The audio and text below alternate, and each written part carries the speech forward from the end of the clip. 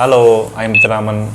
இன்னைக்கு நம்ம எதை பற்றி பார்க்க போகிறோம்னா, அமெரிக்கா மற்றும் இஸ்ரேல் இந்த ரெண்டு நாடு. அங்கிட்டு பார்த்தா ஒரு தனியாக இந்த லைன் சொல்லுவாங்களா, அது மாதிரி ஈரான் நாட்டுக்காரங்க. அமெரிக்கா இஸ்ரேல் நாட்டுக்கள் தாக்குதல் பண்ணத்தில் ஈரான் நாட்டோட பல ஒரு முக்கியமான தலைவர்கள் இறந்துருக்காங்க. அந்த தலைவர் யார், அந்த தலைவரோட போஸ்டிங் இப்போ யாரான்னு சொல்லி பல விஷயங்கள்லாம் பார்க்க போகிறோம். மறந்துடாம இந்த மாதிரி செய்திலாம் தெரியணுமா, என்னோட சேனலை சப்போர்ட் பண்ணி அப்படி ஒரு சப்ஸ்கிரைப் பண்ணாதான் உங்களுக்கு நோட்டிஃபிகேஷன் வந்தனால உங்களுக்கு நீங்கள் பல பேர் இந்த வீடியோலாம் பார்த்துக்கலாம்.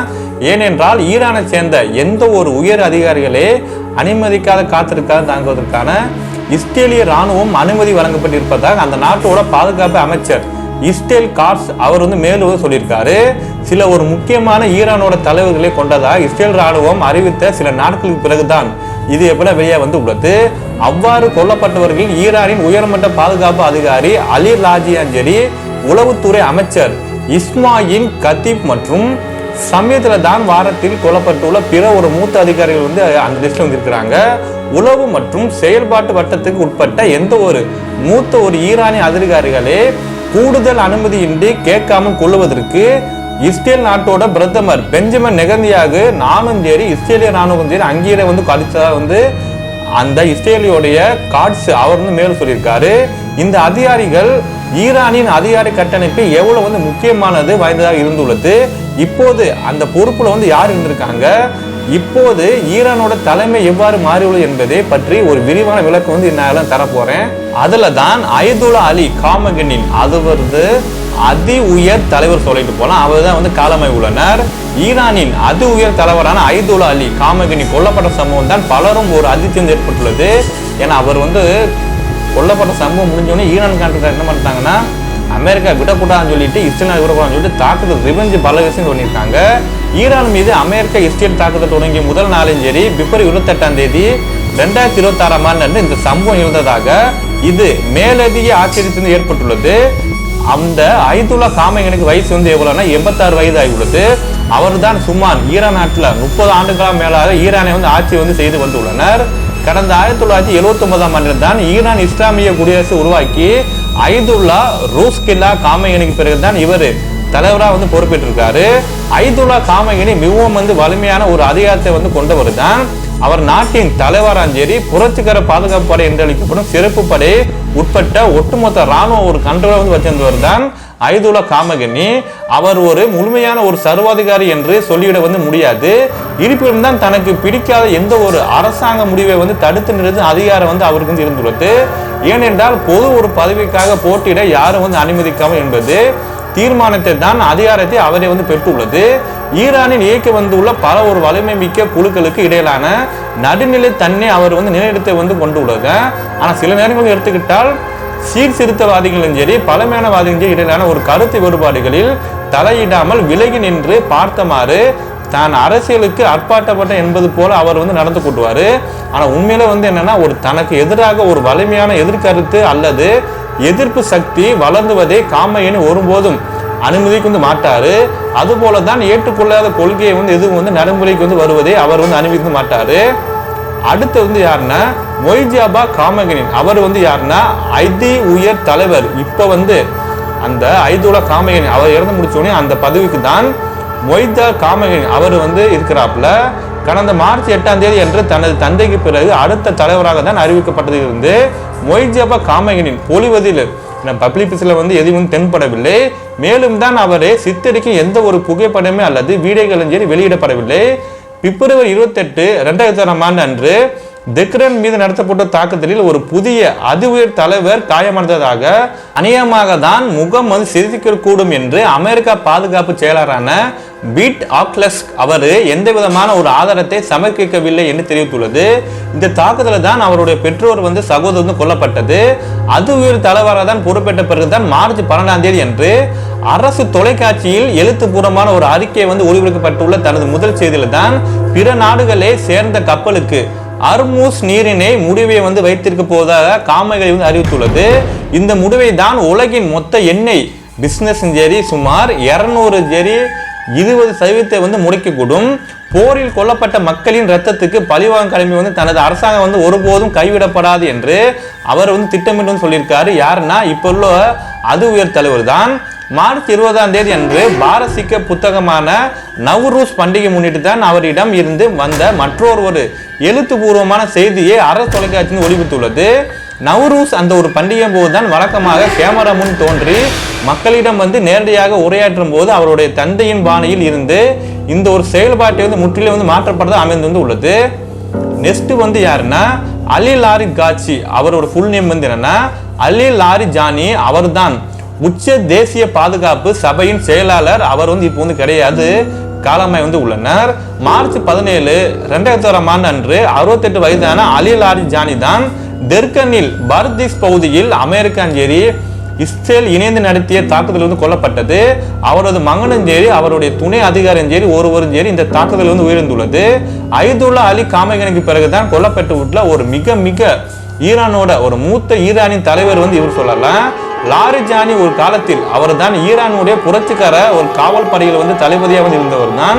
பின்னர் தான் ஈரானின் அரசு ஊடகமான ஈரானிய இஸ்லாமிய குடியரசு ஒளிப்பதிவு சேவையின் தலைவராக பொறுப்பேற்று சுமார் 10 ஆண்டுகளாக பணியாற்றி பெரும் ஒரு புகழை பெற்றுள்ளது. 2004ஆம் ஆண்டு தான் அவர் காமகேனியின் பாதுகாப்பு ஆலோசகராக நியமிக்கப்பட்டது. கடந்த 2005 முதலிருந்து 2007 வரை மேற்கத்திய நாடுகளில் பேச்சுவார்த்தை ஈரானுடைய முதல் அணுசக்தி பிரதிநிதியாக லாரி ஜானி அவர் தான் செயல்பட்டது. ஆனால் அப்போது உள்ள அதிபர் யாருன்னா மஹ்மூத் அஸ்மாத் நெத்காஸ் உடைய கருத்து ஒரு வேறுபாடு காரணமாக தான் அவர் அந்த பதவி விளையிட்டாரு. பின்னர் தான் அவர் ஈரானுடைய நாடாளுமன்றத்தின் சபாநாயகர் பொறுப்பேற்றுள்ளது. இந்த பொறுப்பை தான் அவர் தொடர்ந்து 12 ஆண்டுகளாக இருந்திருக்காரு. ஈரானுடைய நாடாளுமன்ற அந்த ஹிஸ்டரியில எடுத்துக்கிட்ட சபாநாயகர் பதவியை இவ்வளவு நீண்ட காலமா வகிப்பது இதுவே ஒரு முதல்வர் சொல்லிட்டு போலாம். உச்ச தேசிய பாதுகாப்பு சபையில் காமகேனியின் பிரதிநிதியின் ஜேரி லாரி ஜானி செயல்பட்டு வந்துள்ளது. கடந்த டிசம்பர் 2025ஆம் ஆண்டு ஜனவரி 2026ஆம் ஆண்டு ஆகிய மாதங்களில் ஈரான் முழுவதும் நடைபெற்ற போராட்டம் போதுதான் பஜித் துணை ராணுவ குழு உள்ளிட்ட பாதுகாப்பு படைகளை கொண்டு போராட்டங்களை மிக ஒரு கடுமையாக ஒடுக்கு நடவடிக்கைகளுக்கு இவரே தலைமை தாங்குவதாக தெரிவிக்கப்பட்டுள்ளது. ஆனால் இந்த போராட்டம் போதுதான் குறைந்தது 6508 போராட்டங்கள் கொல்லப்பட்டதாக. ஏன்னா அந்த போராட்டம் என்னாச்சுன்னா 6508 பேர் போராட்டக்காரர்கள் கொல்லப்பட்டதாக, 53,000க்கு மேற்பட்டவர் கைது செய்யப்பட்டதாக மனித உரிமை ஆர்வலர்கள் தெரிவித்து உள்ளது. நெக்ஸ்ட் யாருன்னா அலி ஜாம்கனின். அவர் தான் இப்ப ஈரானுடைய பாதுகாப்பு மன்ற செயலாளர். ஆனா அவர் இப்போ கிடையாது, காலமாய் உள்ளனர். ரியஸ் அட்மிஸ் அலி ஜாம்கனி தான் ஐதுல்லா அலி காமகனின் ஒரு நெருங்கிய ஆலோசகராக இருந்துள்ளது. ஈரானுடைய பாதுகாப்பு மற்றும் அணுசக்தி தொடர்பான முடிவுகளை அவர் ஒரு முக்கிய ஒரு நபராக இருக்காரு. மேலும் தான் அவர் ஈரானுடைய ஒரே ரியர் அட்மிரல் இருந்துள்ளனர். தெஹ்ரான் மீது தான் பிப்ரவரி 28ஆம் தேதி நடந்த தாக்குதல் அவர் கொல்லப்பட்டது. இஸ்ரேலும் சரி ஈரான் இடையிலான ஜூன் 2025ஆம் ஆண்டு அன்று நடந்த 12 நாளும் போடும்போது தான் அவரது இல்லத்தின் மீது நடத்தப்பட்டுள்ள முந்தைய தாக்குதலில் இருந்து அவருக்கு தப்பிச்சிருக்காரு. கடந்த 1980களில் நடந்துள்ள ஈரானும் சரி ஈராக்கு போரின் போதுதான் சாம்கனி ஒரு புரட்சிகர பாதுகாப்பு படையினர் உயர்மட்ட தளபதியா உருவாக இருந்திருக்காரு. கடந்த 40 வருஷமா அவர் பல ஒரு முக்கிய பதவிகள் இருக்காரு.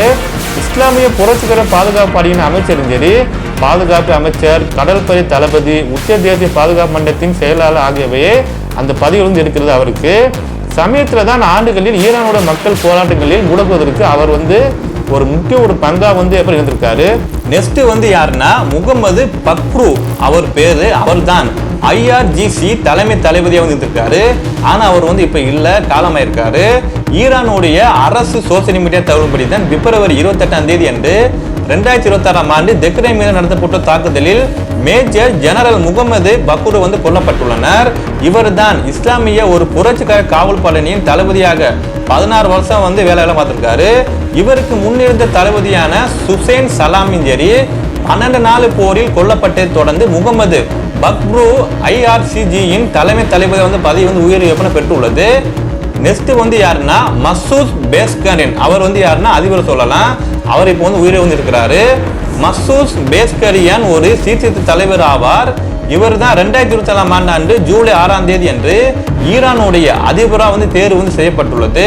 தேர்தலுக்கு முன்பு தான் 12 மத கூறுகள் மற்றும் சட்ட வல்லுநர்களை கொண்ட குழுவான கார்டியன் கவுன்சிலில் அவர் அங்கீகரிக்கப்பட்டுள்ளது.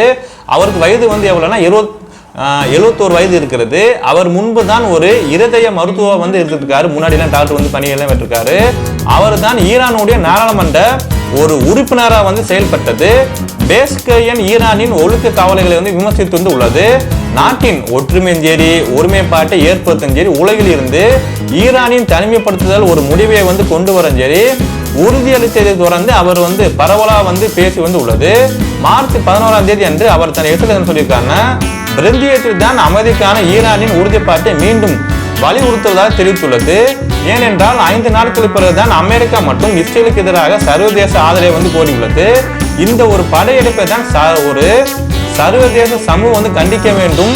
படையெடுப்புகளை வந்து சர்வதேச ஒரு சட்டங்களை வந்து மதிக்க செய்ய வேண்டும் என்று நாங்கள் எதிர்பார்க்கிறோம் என்று அவர் வந்து குறிப்பிட்டு உள்ளது. அடுத்தது வந்து யாருன்னா முகமது பாகர் காலிபப். அவர் வந்து யாருன்னா ஈரானுடைய நாடாளுமன்ற சபாநாயகர் சொல்லலாம். அவர் வந்து இப்ப உயிரை வந்து இருக்கிறாரு. முகமது பாகர் கலிபாப் அவர் ஈரானோட நாடாளுமன்ற சபாநாயகர் வந்து இருக்கிறாரு. அவர் ஒரு காலத்தில் புரட்சிகர பாதுகாப்பு படையினர் உறுப்பினராக வந்து இருந்துள்ளது. ஆனால் இப்போது அவர் வந்து சாதாரண ஒரு குடிமக்களை வந்து இருக்கிறாரு. இருப்பிலும் தான் அவர் ஒரு வலுவான சரி கண்டிப்பான ஒரு கருத்துக்களை கொண்டதா அறிந்து படுறாரு. அதோடு அவர் வந்து அரசாங்கத்தை வந்து வெளிப்படையா வந்து ஆதரிக்கிறாரு. ஒரு பயிற்சி பெற்ற விமானியா அவர் சொல்லலாம். அவர் தான் மிகுந்த ஒரு லட்சியவாதிக்கும் சரி அறியப்படுறாரு. மேலும் தான் ஈரானோட அதிபரும் சரி அவருக்கான 4 முறை முயற்சியெல்லாம் பண்ணியிருக்காரு. ஈரானுடைய போர் முயற்சிகளை வந்து வழிநடத்துவதில் 64 வயதான இந்த ஒரு தலைவர் தான் தற்போது ஒரு முக்கிய பங்கு வகிப்பதாக நம்பப்படுகிறது. ஈரானுடைய எரிசக்தி வசதிகள் மீதான தாக்குதல் பிறகு தான் அவர் சொல்லியிருக்காங்க. கண்ணுக்கு கண் என்ற கணக்கு அமலுக்கு வந்தது. ஒரு புதிய ஒரு கட்ட மோதல் தொடங்கியுள்ளது என்று எழுதியுள்ளது. செவ்வாய்க்கிழமை என்று மார்ச் 24ஆம் தேதி 2001ஆம் ஆண்டு அன்று அமெரிக்காவுடன் பேச்சுவார்த்தை வந்து குறித்து செய்திகளை பற்றி அவர் வந்து தன் சொல்லியிருக்காரு. மேற்கொண்டு அமெரிக்காவுடன் எந்த ஒரு பேச்சுவார்த்தை வந்து நடத்தப்படவில்லை. மேலும் தான் நீதி மற்றும் எண்ணெய் சந்தையை வந்து கையாளுவதற்கு அமெரிக்காவும் சரி இஸ்ரேலும் சரி சிக்குள்ள சேற்றில் இருந்து தப்பித்ததாக போல் செய்திகள் ஒரு பேக்கான நியூஸ் வந்து பயன்படுத்தப்படுறதாக தெரிவித்துள்ளது. மேலும் தான் அவர் ஆக்கிரமிப்புகளை வந்து முழுமையான ஒரு வருத்தம் அளிக்கும் தண்டனை வழங்கப்பட வேண்டும் என்று ஈரானுடைய மக்கள் கோருகின்றார்கள். இந்த ஒரு இலக்கு தான் எட்டப்படும் வரை அனைத்து ஒரு ஈரானிய அதிகாரியும் சரி தங்களை உன்ன ஒரு தலைவர்களுக்கு மக்களுக்கு உறுதுணையாக வந்து நிற்பார்கள் என்று மேற்கொண்டு சொல்லியிருக்காரு. அடுத்தது வந்து யாருன்னா கோலம் ரேசா சுலைமானி. அவர் தான் ஒரு பஜ்ஜித்தோட தலைவர். ஆனா அவர் வந்து இப்போ வந்து இல்ல, இறந்துட்டாரு. பிரிகேடியர் ஜெனரல் ஒரு தரத்தில் இருந்து கோலம் ஜெனரல் சுலைமானும் சரி பஜ்ஜித் படையின் ஒரு தலைவர் வந்து பணியாளி வந்து வேலையெல்லாம் பார்த்திருக்காரு. ஈரானுடைய அரசு ஊடகங்கள் தகவல் படித்தான் மார்ச் 17ஆம் தேதி அன்று அமெரிக்காவும் சரி இஸ்ரேல் நடத்திய ஒரு தாக்குதலில் வந்து இவர் வந்து கொல்லப்பட்டது. நெக்ஸ்ட் வந்து யாருன்னா அஸ்பந்த் ரேசா ராடன். அவர் தான் வந்து முக்கிய ஒரு ஈரானுடைய காவல்துறை தலைவர் சொல்லிட்டு போலாம். அவர் வந்து இப்போ வந்து உயிரிழந்து வந்து இருக்கிறாரு. பிரிகேடியர் ஜெனரல் தரத்தில் இருந்து இருப்பலான அஸ்மத் ரெசன் ராடன் அவரு ஈரானுடைய காவல்துறை தலைவர் வந்து பொறுப்பு வந்து ஏற்றிருக்காரு. ஒரு கடுமையான சமூக விதிகளை அமல்படுத்துறதுக்கும் சரி போராட்டங்களை வந்து கட்டுப்படுத்துறதுக்கு இவர் வந்து பொறுப்பேற்றுள்ளனர். கடந்த 2023ஆம் ஆண்டில் இவர் நூர் திட்டம் என்ற ஒரு ஒன்றை வந்து அறிமுகப்படுத்திருக்காரு. ஈஜாப் தொடர்பான விதிமுறைகளை மீறும் பெண்களை கண்டறிந்து தட்டிப்பதற்கான ஒரு அந்த பெண்களை வந்து ஹிஜாப் தொடர்பான விதிமுறைகளை மீறும் பெண்களை கண்டறிந்து தண்டிப்பதற்கான இந்த திட்டம் வந்து கேமராக்களும் சரி நவீன ஒரு தொழில்நுட்பங்களையும் பயன்படுத்திருக்காங்க. இந்த திட்டத்தின் கீழே தான் வழங்கப்படும் தண்டனைகளில் இருந்து வாகனங்களை வந்து பறிமுதல் செய்தல், ஒரு வணிக நிறுவனங்களை வந்து மூடுதல் ஆகியவற்றை வந்து அது வந்திருக்கிறது. மிக சமயத்தில் போராட்டங்களுக்கு எதிராக ரடன் மிகவும் வந்து கடுமையான நிலைப்பாட்டை வந்து எடுத்துள்ளது. போரின் தொடங்கிய ஒரு காலகட்டத்தில் இருந்து எதிரியின் தூண்டுதல் இருக்கு. போரில் எவரைய வந்து விதிமுறைகள் வந்து இறக்கி போரினால் தனது படைகளை வந்து அவர்கள் ஒரு எதிரியா வந்து கருதி நடக்கும் என்று அவர் சொல்லியிருக்காரு.